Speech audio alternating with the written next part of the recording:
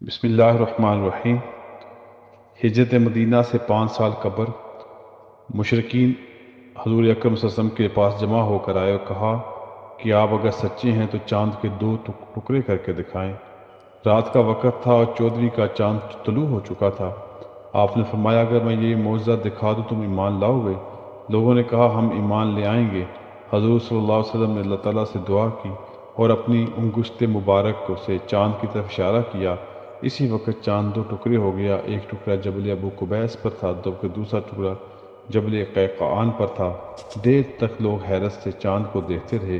حیرت کا یہ عالم تھا کہ اپنی آنکھوں کو کپڑے سے پونچھتے تھے اور چاند کی طرف دیکھتے تھے، وہ 2 ٹکڑے دکھائی دیتا تھا۔ حضور اکرم سے فرماتے ہیں اے لوگو گوار ہو، اے لوگو گوار ہو۔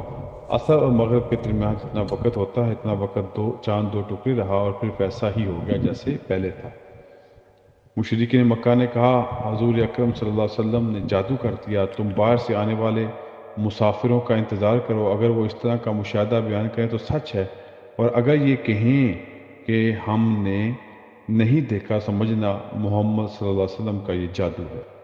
چنانچہ مسافروں سے دریافت کیا گیا تو ہر طرف سے آنے والے مسافروں نے اپنا مشاہدہ بیان کیا کہ ہم نے شق قمر دیکھا ہے، مگر ان شہادتوں کے باوجود یہ ایمان دشمن مشرکین مکہ ایمان نہ لائے اور کہا یہ سحر مستمر ہے اور عنقریب ظاہر ہو جائے گا۔ تو یہ اس پر اللہ رب العزت نے یہ آیت نازل فرمائی، اقتربت الساعۃ وانشق القمر، یہ آیات نازل فرمائی۔ اسی طرح نبی علیہ السلام کے معجزات میں جہاں پر شق قمر ہے، اس طرح معجزہ رد شمس بھی ہے۔ حضور اکرم صلی اللہ علیہ وسلم کے معجزوں میں ایک معجزہ رد شمس سورج کو پلٹنا ہے۔ حضور اکرم صلی اللہ علیہ وسلم خیبر کے قریب مقام صحابہ میں تشریف فرما تھے۔ آپ کا سر مبارک حضرت علی کی گود میں تھا۔ حضرت علی نے عصر کی نماز نہیں پڑھی تھی، اسی حالت میں وحی کا نزول شروع ہو گیا یہاں تک کہ آفتاب غروب ہو گیا۔